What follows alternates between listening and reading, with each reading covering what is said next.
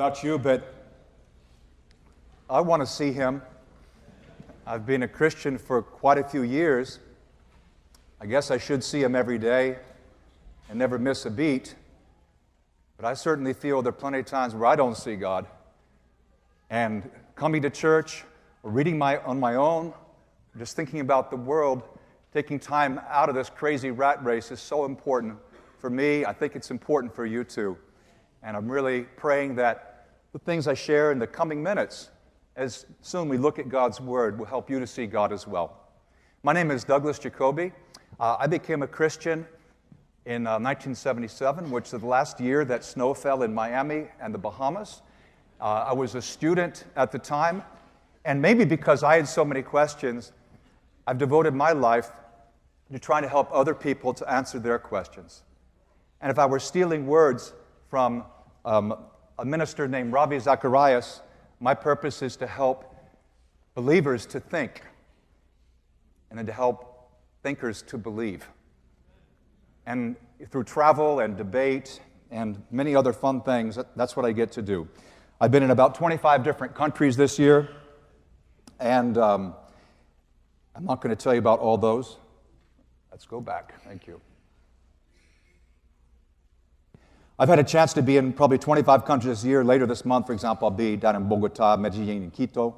A lot of people become Christians in the teaching ministry. One thing that encouraged me just a few days ago, it was from Albania, Muslim nation, Muslim university. I spoke to a group of two-thirds Muslims, one-third ex-Muslims. This was one-third ex-Muslims, two-thirds Muslims. It was a fellow who came for the very first time, 36 years old, who was just baptized a few days ago. They said it took time, but it's absolutely worth it. Whether it takes a Muslim, an agnostic, or a skeptic, months or years, which is often the case, or whether it takes days or weeks, as is sometimes the case too, the point is that we eventually see God. I have the privilege of being able to speak in many universities. Recently here at Georgia Tech, the interesting topic, is God a racist? Friday night I spoke at Harvard University. I was up in Cambridge, and the topic there was Jesus Christ, Prince of Peace or God of War. Absolutely packed lecture theater, very controversial. Maybe I'll get to do it here sometime, with permission, of course. Many of us have just returned from a faith-building journey in the biblical parts of Greece and Turkey. And my list of highlights, it will not be the same as the list of others in this room. But most of those people are in the room right now. And so before I share the word today, which is from the book of Acts, North River, many have been reading the entire Bible this year. Last week in the book of Acts, so we're going to do something from Acts 17, but not yet, not quite yet. And so I want to share a little bit about, as the lights go down all the way in the front, I want to share a little bit about the tour that we've just been able to come through, the purpose of which was to help the Bible come to life. The story of the Bible is a story that takes place in space and in time. It's a true story. It's not mythology, although many of the great themes of Scripture are far greater than prose could ever capture. No, it's a story about a God who actually visits our planet. This attracted participants from about 20 different nations on the tour. And by the way, if you're ever going on one of these are the main places. If you want to see where archaeology can illumine your faith, go to Egypt or Israel, go to Italy, countries like these, mainly Eastern Mediterranean, because that is where the biblical story takes place. And our tour began right here in Athens and in Corinth, right? So we're in Greece, and of course Turkey is right there. It was exciting. Again, we had almost 100 people from nearly 20 different nations. One thing that made this tour great for me is that I did not have to do all the teaching. I had a number of brothers and sisters from many cities who did the teaching along with me or for me, and I think that made it one of the best ever. For example, my friend Kay McKean, who's in the teacher committee, does a great job. David Berceau, author of Will the Real Heretics Stand Up, he's a good friend of mine too. He and his wife came on the tour, and they'll join us next year as well. And so it was a time of constant conversation, and some of these people have been Christians 40 years, some of them just 40 days, but everyone is talking about their questions about the Bible, things they're wondering, their doubts, their experiences, and faith is growing. That's me with my brother. That's my brother right there. Several of my family members came on the trip as well. Even my nephew, Drew, who was badly burned in an explosion a few months ago, he's well enough, he was able to join us too. It was an absolute blast. Why would you go to Athens? Well, look right here. You see? Right here? Acts 17, 18, 1 Thessalonians 3. The biblical story takes place in space and time. And you'd say, well, I'm not familiar with the temple of Jupiter in Athens. Yeah, but this is the Most High God. This is the background of the New Testament. If we can know what was in those people's heads, we'll know more how the Christians reached out in the first century. And so, of course, we went up on the Parthenon. We see all the cool things in Athens. Athens, which is ruled over by the virgin goddess Athena, the goddess of wisdom. That's why Athens is known for its philosophers. Corinth is presided over by the sex goddess, Aphrodite, and Corinth was known for sexual debauchery, and well so. Corinth is mentioned in many places in the Bible. Here we are, the Corinth Canal. That's my fellow teacher, Ed Anton, Temple of Apollo in Corinth. This was from the synagogue in Corinth. This is part of the synagogue inscription. If you remember Acts 18, Paul, following his pattern, goes first to the synagogue. He shares with his fellow Jews because Paul, like Jesus, was Jewish. Then, once the welcome is a little bit worn out, he goes next door and focuses more on the non-Jews, the Gentiles. And this is from the synagogue. It's partial, but it says Agoge Ebr, which is from Synagoge Ton Hebraion, the synagogue of the Hebrews. That's actually from back then. I'd heard about that. It's so cool to go to Corinth and see it. Or the pavement of Erastus, who's mentioned in Romans 16, one of the high-level government officials who was baptized. In the middle, between Greece and Turkey, you have lots of islands. And we went on the way to Patmos, where John receives the revelation, the apocalypse. And it's a bit disappointing if you're looking for something harsh and punishing. It's quite a beautiful island. On the other hand, if you're separated from your friends, it would be a different story. But it was, and for some people, that was the highlight of their trip. For me, the highlight on Patmos is always this. It's the Purple Codex. Because, see, I like Greek, Latin, and Hebrew. And I like ancient manuscripts. And this is from about 500 AD, and it's the Bible. And it blows away the excuses of those who have a conspiracy theory or think the Bible's been changed and you can't trust it. The Purple Codex, right up there in the monastery. I love that. And then after Patmos, then we crossed over. Patmos is right off the coast of Turkey, here. Then we went to Ephesus, and this is Turkey. And that's Syria. Some people were a bit concerned. Are we too close to the civil war is on that side. We're on that side. Province of Asia, long away. It's like if there were troubles in Oregon. Oh, would they affect you in Georgia? Maybe, but probably not. Ephesus is mentioned all over the Bible, all over the place. The second century library. Ephesus was one of the biggest cities in the ancient world. Rome, Alexandria, and then you had Ephesus and Antioch. Huge, hundreds of thousands of people. And we weren't the only group there either. But you go there and you imagine what it was like for the early Christians. You realize this is not a fairy tale. People approached complete strangers, people they'd never met before.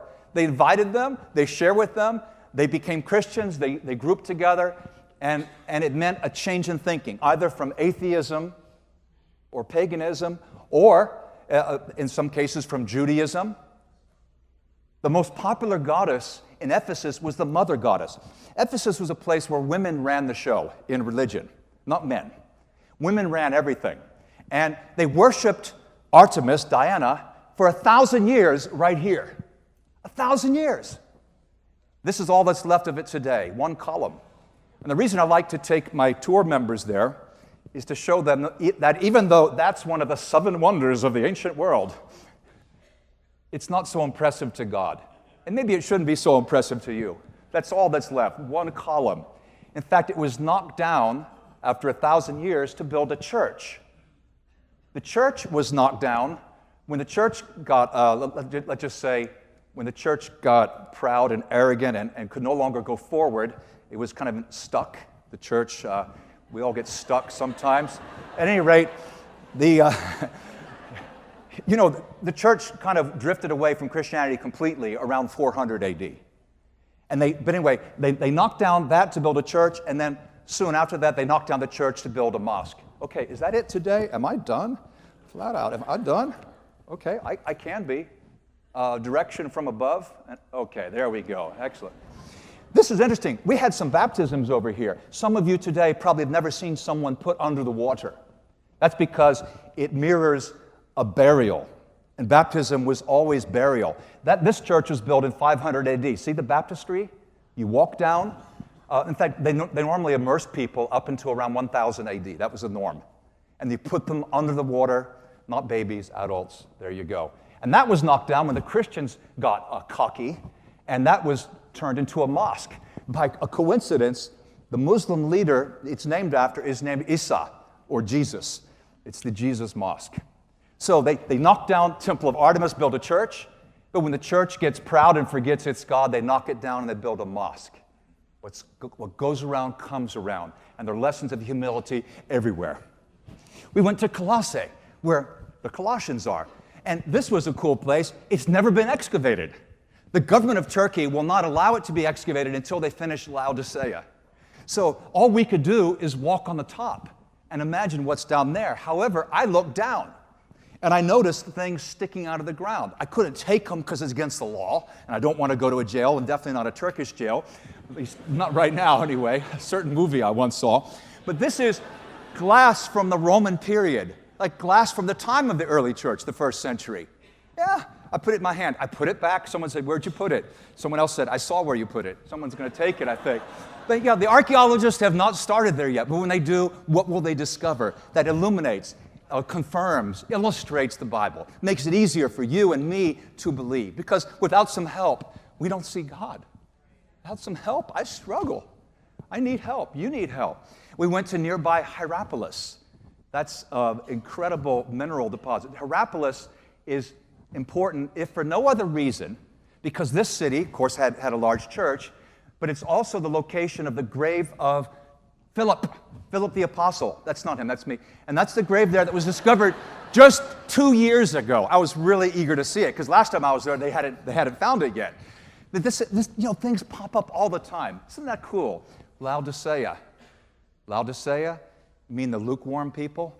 Well, actually, Revelation 3 says their sin wasn't lukewarmness. That was just a symptom. Their sin was materialism. They got sucked into the East Cobb lifestyle. Rats. That's what they got sucked into. Oh, you study the text. I'm not being cute. It's exactly what happened. They thought the ultimate goal was to have a comfortable life. In fact, that city, Laodicea, was destroyed by earthquake not once but twice. And they said, no thanks to Rome. We don't need help to rebuild. We'll rebuild without federal assistance. We don't need it. We got it. We got this one. You ever talk to a really confident unbeliever? Thanks. You keep your faith. I got it. I'm sure I'll be okay. Thanks. This is the attitude that pervaded the background, and sadly, it seems to eventually even got into the church. Sardis. Oh, Sardis, an impregnable fortress. Sardis that said, we'll never fall, yet it did fall. In fact, they thought then, well, it'll never fall a second time. Not only did it fall a second time, but the invaders came up the exact same way. And they thought, duh, I never thought it would happen twice. Sardis. There's lessons to be learned in history. Smyrna we just went by, Philadelphia we just went by, but Miletus we went to as well. Miletus. That's the first century theater. I learned all kinds of things as I read the inscriptions on the steps, but I don't have time to tell you what I learned, but ask me in the fellowship. You learn a lot about society by what people write on the steps of the theater. There's me outside a mosque, a 600-year-old mosque. And at the very end, you may remember when you were reading Acts chapter 20, the disciples tore themselves away from Paul. And they, remember the weeping? And they kneel and they pray, and then he gets on the ship. Well, all that's left today of the harbor, because the water line has changed, are the eroded ruins of 2 lions. Originally, these would have been majestic. In Paul's day, that's 1 lion. Now, you can just make it out. That's his back, his tail, that's his head, that's his nose, his eyes, and the other one's in really bad shape. That's all that was left. But we bowed down, we bowed our heads, we formed a circle, we had a prayer. We prayed as we were ending the tour, just as they did in Acts chapter 20, as Paul was with those leaders from Ephesus who made the journey to Miletus. We prayed. It was interesting because our formerly Muslim, somewhat believing tour guide was watching the whole thing, and she couldn't help but say how much it hit her. She had never seen that kind of love and faith and she wanted to be part of our spiritual family. Oh, it was a great tour. And after that, actually about 20 of us went on to Constantinople. And that's where that was actually the view from our hotel room, which means, yes, we heard the muezzin calling well before dawn every day, calling us to prayer. Unfortunately, we're not that religion, but we try to show respect anyway. The Blue Mosque, we spent time with friends, the Canards, went to the old temple, the old palace, the harem. We were in the Grand Bazaar. Interesting, this is the preacher in the church there. Interestingly, no churches in Turkey more than 90 people. It's a Muslim country, as I'm sure you know, and they really appreciated having us preach there as well. And we hung out in the museum, and I'm sure you want me to tell you all about that, so I will. Nothing except for that. The sarcophagus of Alexander the Great, that's where he was buried. That's where they put his coffin after he died. Alexander the Great, that's still there. That's in Istanbul. One day you may see it. So a wonderful time, a time of building faith and prayer.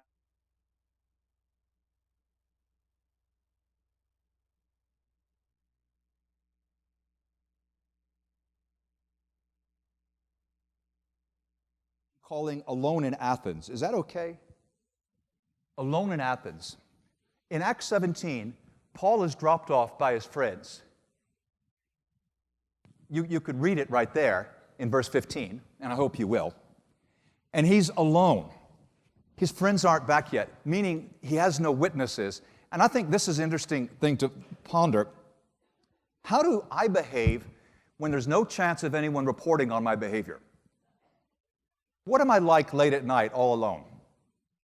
What am I like if I'm on the internet without witnesses?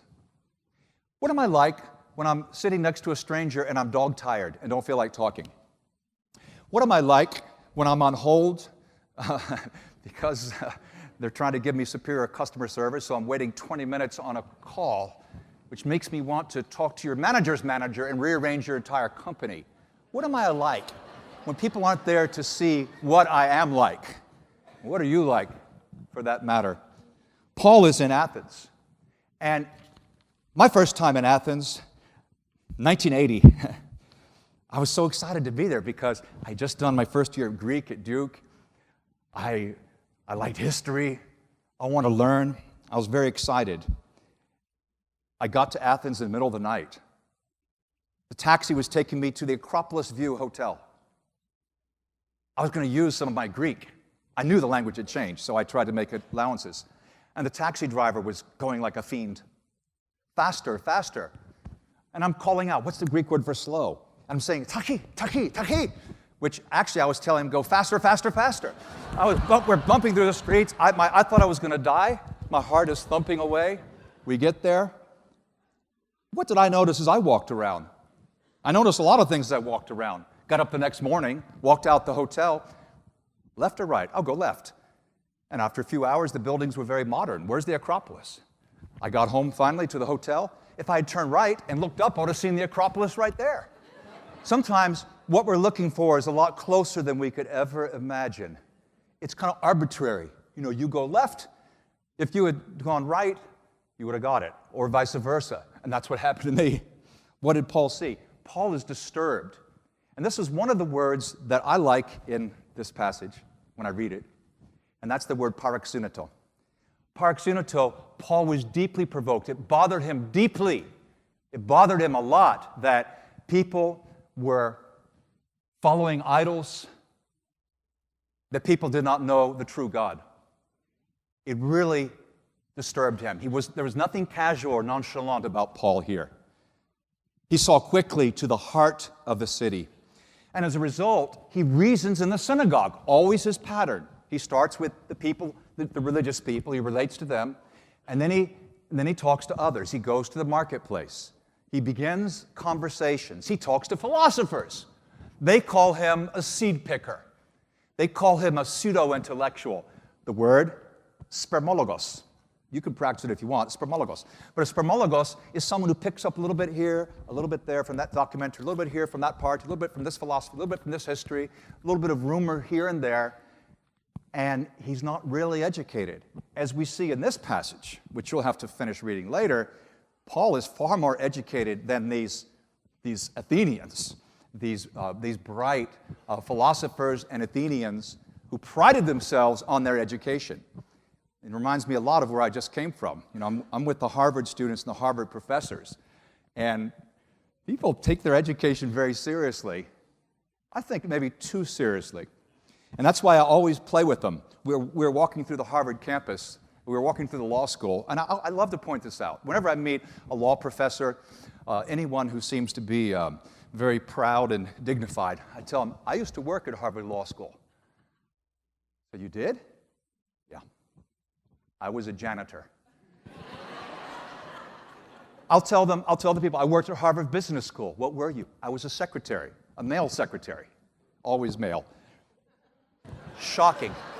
Because people, they expect name dropping to make you look good and to make them feel important by contrast. But you know, compared to God, if we get the God thing, if you really want to open the eyes of your heart and see God, you're going to realize I'm not really that important. It doesn't really matter. Some of those students at Harvard I spoke to on Friday, they'll come to faith, and others won't. And whether they come or not, it's not going to be so related to their intelligence. It's going to be more related to their humility, inversely related. Okay, so it was a blast. Paul relates to the people. He finds points of connection.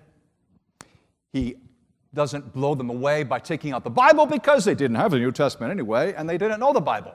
When people don't know the Bible, you don't say, here's the big thumping Bible, open it up and turn to Proverbs. You share from where they are, and that's exactly what he does. He quotes their philosophers. He's on their level. He's culturally aware. He knows what's happening, and he tells them that you're reaching out to God feebly. You're not doing as well as you think. But actually, God is reaching out to us. God has set up the world, the continents, the places that are inhabitable. Not your address, the continents. And He set up history and the epochs, the flow of time, so that it's possible for civilizations to turn to Him. It's possible for us to find Him. And that's the meaning of this famous verse 26. And God's purpose that we would reach out to Him and find Him. And yeah, you know, the Greeks had this saying, we are the offspring of Zeus. We're Zeus's children, Zeus, the father of the gods. And Paul says, well, you know, that's true. It's not true in the way you think it is, but in a way it's far truer than you could imagine. Not only is He our Father, but we live and move and have our being in Him, but you can never capture Him in a temple or a statue.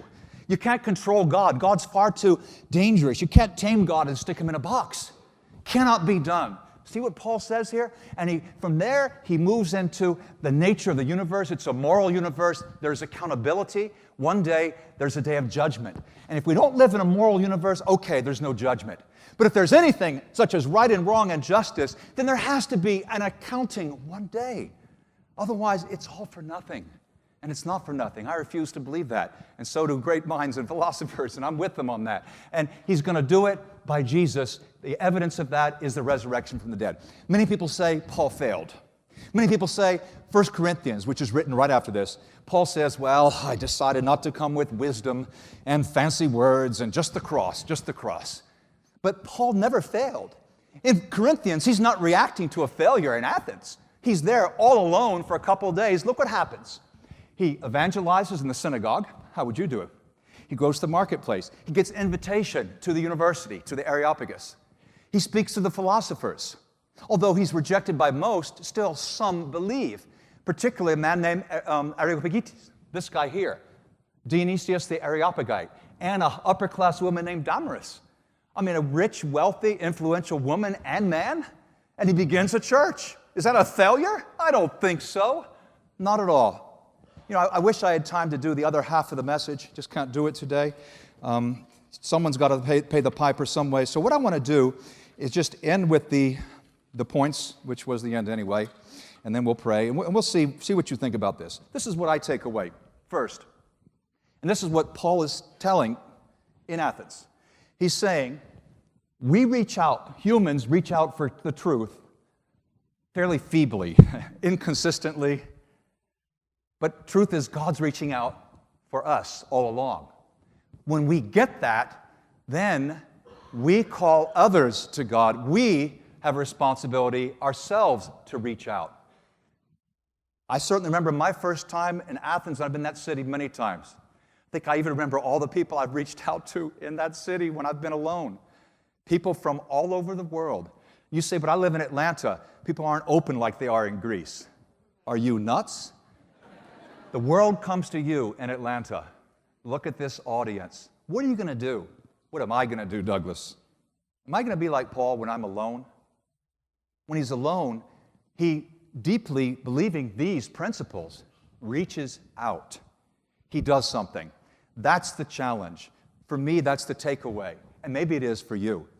And I could ask you, but I'm not going to follow up with a hidden camera or anything. I probably won't even ask you a question. But what are you like when you are alone? That seems to me to be the important question. Let's pray. Lord, we are indeed humbled by the very thought of seeing you. And honestly, some days we want to see you, and some days we'd rather see you the following day. And dear Lord, have mercy on us. We've come to know Christ. Because of that, we want others to know Him. We believe you have set a day when history will make sense, the world will end, accounts will be settled, and we know that degrees and education will count for nothing at that day. It's only what we've done with the education, the opportunity that you've given to us. May we, when we are alone, remember Paul when he was alone. Not feeling alone, not being quiet, not forgetting the purpose of life, but feeling your touch and determined then to touch others. Through Jesus Christ we pray. Amen.